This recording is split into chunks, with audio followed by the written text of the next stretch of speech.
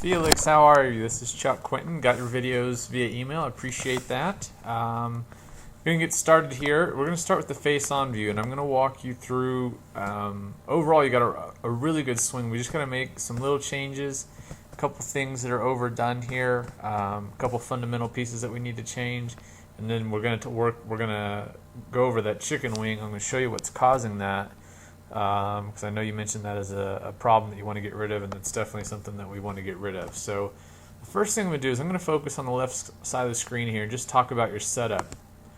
This is really wide, feet-wise, for an iron, and that's going to make weight transfer back and forth really, really difficult and impossible to do without moving your head all over the place. And we want to keep that head pretty steady.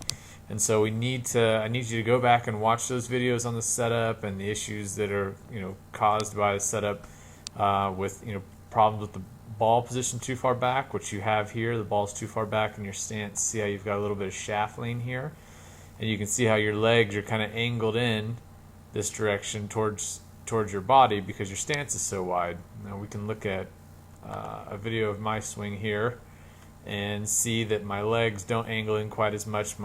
My feet are just a couple inches outside the width of my hips, which we talk about in the videos, and that's what we're looking for in a proper setup. So this is really important to get these little details right, because you'll notice now my shaft is straight up and down, the ball's further up in my stance, and that is what allows me to have a little bit of axis tilt and keep my head behind the ball.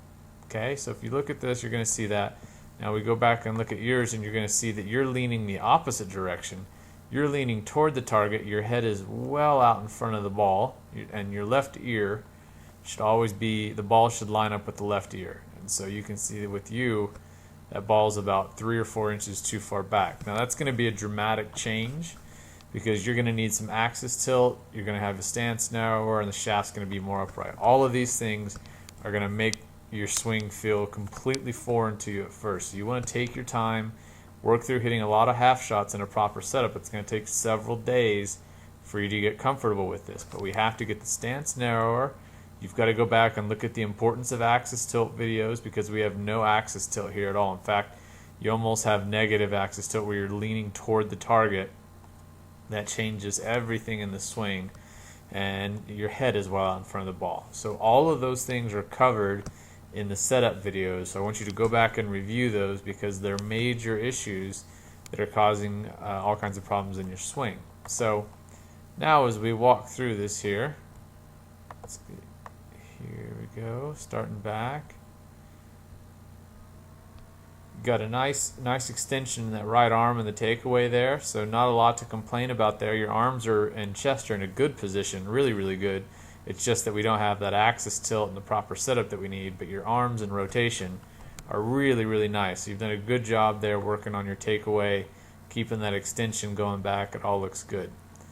Here you kind of stop turning, and this is a simple thing to check. If you just kind of watch your right shoulder and then notice how much the club moves. Your right shoulder not really moving at all during these next 15 frames or so, but the club's still moving a great distance. And at this point, that right shoulder should still be ripping back behind your head. So that's going to change your swing plane a little bit. And so what you've done, I'm going to go focus over here for just a second. What happens is that club gets a little bit steep for you, and it's a little bit too in front, which is not a super common problem, but it does happen. So now your hands, they actually need to be a little bit deeper at this point because that's going to get you a little bit of a steep swing plane, and your arms are going to get up, they're going to get a little disconnected from your body. And at this point, we'd like to see those hands shifted over a little bit closer to that bicep. They're a little bit too far in front of your body at this point. The hands do have to work behind you a little bit during the backswing. Obviously, most people overdo it and get their hands way back over here. You're doing a great job of keeping them in front of your body, but there is a point of doing that too much. So when this happens, what this means in your case is that you've stopped turning and you're trying to finish the backswing by just swinging your arms. In an ideal world, we'll walk back through here. We'll use my swing. As I go back, we'll focus again on that right shoulder. Notice how my right shoulder keeps moving. Now the rate of rotation slows down a little bit, but my right shoulder is definitely not visible at this point in the swing. And you can actually see it at the top. You can see kind of the right side of my body at the top of the swing.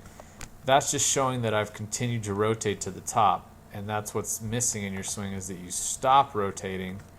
And part of that's just because of the way that your body is set up. When you lose all this axis tilt, it makes it really, really hard to turn because you can't get loaded up on that right side. If you just experiment with this, and if you just exaggerate to get the feeling of it, you put 100% of your weight on your right side, you'd see that you'd be able to rotate your body really easy, and then put 100% of your weight on your left side and try and rotate, and you'll feel all these muscles get overstretched and strained, and that's obviously not what you're looking for. We want a really freed up, simple rotation so that we can keep turning all the way to the top rather than trying to finish the swing with our arms. So that's, and your swing's a little bit long here at this point, and again, it's solely due to you just overusing your arms at this point in the swing. If I walk back through the down the line view, I'll kind of walk through the same thing here real quick. Going back, at this point the club's a little bit above the plane, so it's shaft plane's right here. This is where you had it addressed. It should work up that plane, not so much up outside and above it, and that's what's causing you some problems here. But not the major thing with the chicken wing. It's just causing problems with your backswing. So now you're going to get really, really kind of laid off, kind of almost a Sergio Garcia look at the top. It's not a horrible position by any means. I've seen 1,000 times worse. But if we just keep turning and not move the arms so much, you're going to get into a much better position at the top than where we are here. Now, let's talk about what happens on the way down. And I'm not going to worry so much about the downswing or the down the line view. We're going to really focus on the face-on view. The main key that's missing here, obviously, we're not really shifting all the way back over to that left side because of our stance width issue. But what's really going on here is that you're overusing the right side and right hand. You're overusing the right side of your body, the right shoulder, the right arm, and that's what causes the left arm to break down. Your left arm isn't doing anything in the golf swing right now at all. And so there's a video for that called the left arm downswing drill, and there's quite a few little videos. There's a one we just released called Lose the Right Hand. That's exactly what you need to be focusing on right now. At first, it's going to feel very awkward. It's going to be hard for you to hit shots, but that's an indication that you're overusing the right side. See how this left wrist is completely broken down, and this right wrist is completely flattened out. And that's just showing that the right arm has overpowered the left, and that's where your chicken wing is coming from. That's all it is. It's not a big problem, not a big deal, but it is going to be a challenge at first for the first couple weeks to fix. So I want you to focus on hitting just a lot of little half shots, little baby chips, nothing big. Just start working on getting your left arm to pull through impact. And what you'll notice, if we use my swing as an example here, my arms are working equally together, so by the time my hands get where they're back over the ball, so right there you can see my hands are back over the ball, I still have a lot of angle in this right wrist. This right wrist isn't being aggressive and trying to force the club down at this point in the swing. You don't want to feel that. If we move your swing forward a couple frames here, by the time your hands get over the ball, right there, maybe we could go back one frame, notice that your club head has that impact and that right wrist is fully extended. And with my hands in the same position, that club is several feet away from the ball. So there's lots and lots of downswing videos that are covering this, talking about how the right wrist needs to stay back, pulling with that left arm, the left arm downswing drill. The transition drill focuses on getting yourself down into this position where if we go back up a couple frames, where when your hands are in front of your thighs, you should still have a full 90-degree angle between your right forearm and shaft. That's what's lacking, and you can't do that without the aid of the left arm and parts of it, and the right arm working correctly. So I want you to go back and focus on those downswing videos that talk about this, because that's what's going to get rid of the chicken wing. So as we walk through the rest of the video, you're going to see that my left arm continues to pull to get my hands out in front of the ball, and then the club releases naturally. Now I've got a nice shaft lean and my hands are out covering my left thigh impact, which is where we want them. So that's going to change, and then as I continue releasing the club, note there's no chicken wing there. Both arms are released and we're good to go. So it's just simply a matter of doing these little tiny drills right. Again, it's going to feel really awkward at first. The setup changes are the first things you need to work on to get comfortable with them, because they're going to be, you have to start with the right foundation. Then we're going to work on continuing to rotate, going back and keeping the arms in sync with the body. So we're going to keep turning to the top a little bit so you don't have to feel like you lift your arms so much.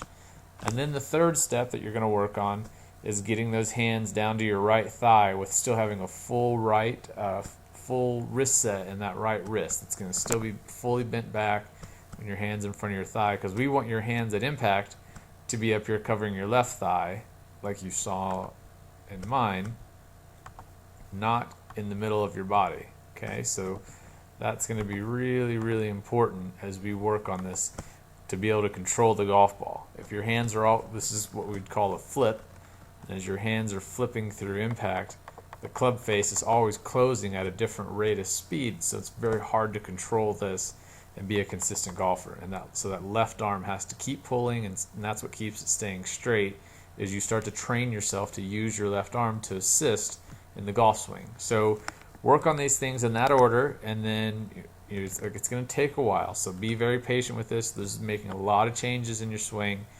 but do one at a time, work through them, and then when you want to have another checkup on it, feel like you've made some progress, send in your next video, and we'll work from there.